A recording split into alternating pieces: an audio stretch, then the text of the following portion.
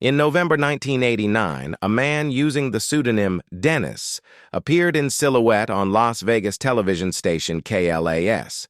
His voice was calm, almost clinical, as he described working on extraterrestrial spacecraft at a secret government facility in the Nevada desert. Within weeks, he would reveal his true identity, Bob Lazar, and ignite a firestorm that the United States government has never been able to fully extinguish. Before Lazar, Area 51 was an obscure military testing ground known only to aviation enthusiasts and defense insiders. After Lazar, it became the most famous secret base on Earth. His claims were extraordinary: alien craft, exotic propulsion, and a conspiracy of silence reaching the highest levels of power. This is the story of the man who says he saw the impossible and paid the price for telling the world. To understand how Bob Lazar ended up at the most classified facility in America, you have to go back to his early career. Lazar claimed he studied physics at the Massachusetts Institute of Technology and electronic technology at the California Institute of Technology. He was, by his own account, a brilliant and unconventional thinker who thrived on building jet-powered cars and rocket-propelled bicycles in his spare time. In the mid-1980s, Lazar secured a position as a technician at Los Alamos National Laboratory in New Mexico, the birthplace of the atomic bomb. The government would later deny he ever worked there. But a 1982 Los Alamos Monitor newspaper article listed Bob Lazar by name as a physicist at the lab, complete with a photograph. This single piece of evidence would become one of the most critical artifacts in the entire saga. In late 1988, Bob Lazar says he was recruited for a position unlike anything in the civilian world. Through connections at Los Alamos, he was introduced to a contractor named Edward Teller, the legendary father of the hydrogen bomb. Lazar described a brief but pivotal encounter with Teller at a scientific lecture, after which he submitted his resume and was contacted by a shadowy division within the Department of Naval Intelligence. After grueling background checks and intimidating security briefings, Lazar was flown to Area 51's Groom Lake facility. But his final destination lay further south, a site he would come to know as S4, nestled into the base of Papoose Mountain near Papoose Lake. According to Lazar, what awaited him inside that mountain would shatter his understanding of physics, technology, and humanity's place in the universe. Bob Lazar described walking into a hangar built into the side of Papoose Mountain and seeing something that stopped him in his tracks. Before him sat a disc-shaped craft, roughly 40 feet in diameter, with a seamless metallic surface that seemed almost organic. He said it looked like nothing built by human hands. Over the course of his assignment, Lazar claims he was shown a total of 9 alien spacecraft housed in separate bays carved into the mountainside, each of a slightly different design. His specific task was to understand and attempt to reverse engineer the propulsion system of one craft, designated the Sport model for its smooth, streamlined appearance. He was told almost nothing about the origin of these vehicles. Compartmentalization was absolute. Each scientist saw only their piece of the puzzle, and asking questions outside your assignment was strictly forbidden. The heart of Lazar's claims centered on the propulsion system. He described a reactor about the size of a basketball that produced an enormous amount of energy with no heat, no radiation, and no conventional fuel. The key to this reactor was an element that, in 1989, did not exist on the periodic table, element 115, which Lazar called moscovium decades before scientists would synthesize it.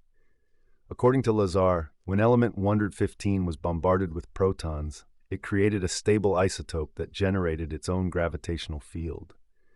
This gravity wave could be amplified and directed by 3 emitters on the underside of the craft, allowing it to warp space-time around itself.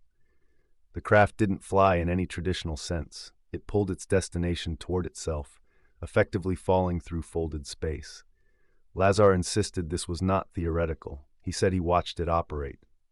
Lazar also claimed he was briefly shown documents that described the extraterrestrial origin of the craft. The briefing papers stated that the vehicles came from the Zeta Reticuli star system, approximately 39 light-years from Earth. The documents allegedly referenced an ongoing relationship between the U.S. government and extraterrestrial beings, stretching back decades. Lazar said he read about biological specimens and the alien involvement in human evolution, claims so staggering that even he admitted they could have been deliberate disinformation planted to test his reactions. He was deeply unsettled by the experience. The security protocols at S4 were suffocating. Armed guards monitored his every move, phone calls were recorded, and he was warned that his life and the lives of his family depended on absolute silence. But Bob Lazar was not a man who stayed silent for long.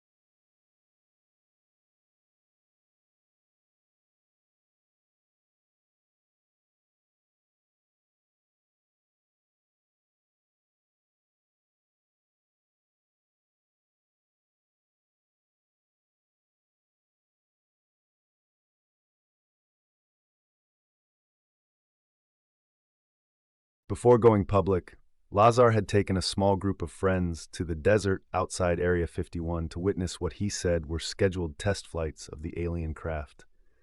Among them was John Lear, a legendary pilot and son of Learjet inventor Bill Lear, who had his own deep connections to the UFO community.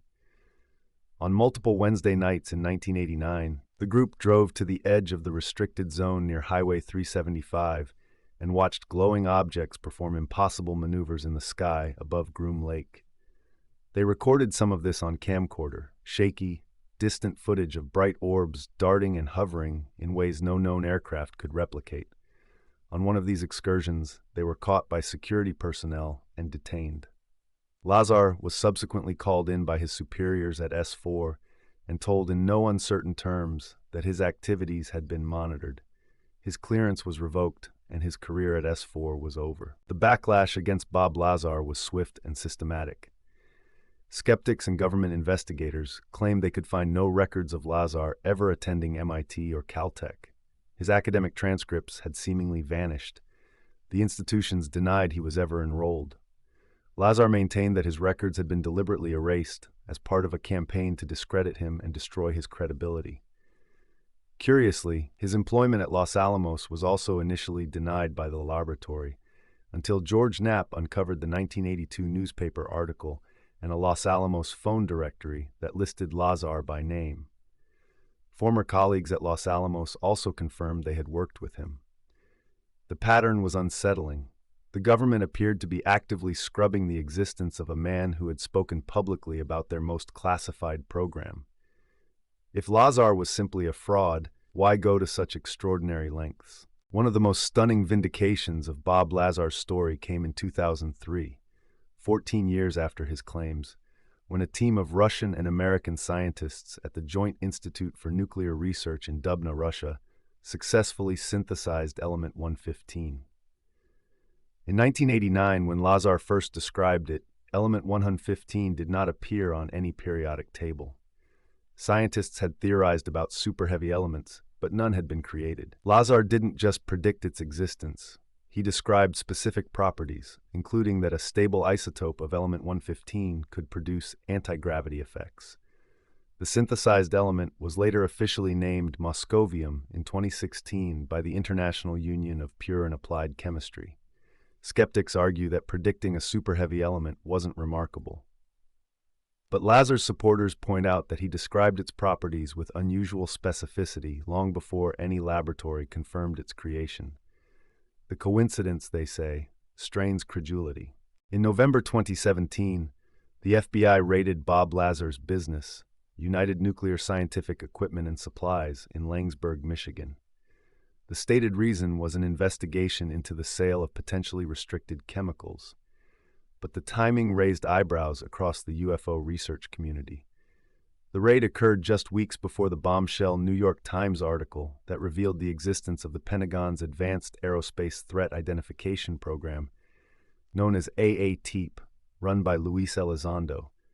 Lazar and George Knapp both suggested the real purpose of the raid was to search for any remaining samples of element 115 that Lazar claimed to have smuggled out of S4 decades earlier. Lazar had long maintained that he possessed a small quantity of the element as insurance. Whether the FBI found what they were looking for has never been publicly disclosed.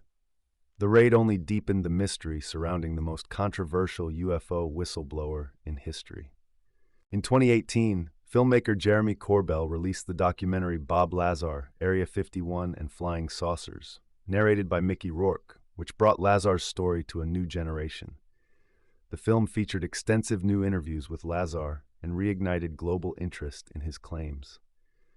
Joe Rogan then hosted Lazar and Corbell on his podcast in June 2019, an episode that has been viewed over 40 million times.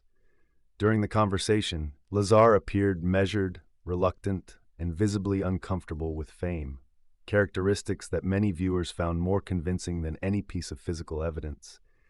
He repeatedly stated he wished he had never gone public. He described persistent headaches and a sense of dread that has followed him for 30 years. Whether Bob Lazar is the greatest whistleblower of all time or the most elaborate hoaxer, one thing is undeniable: his story refuses to die, and the world is finally starting to listen.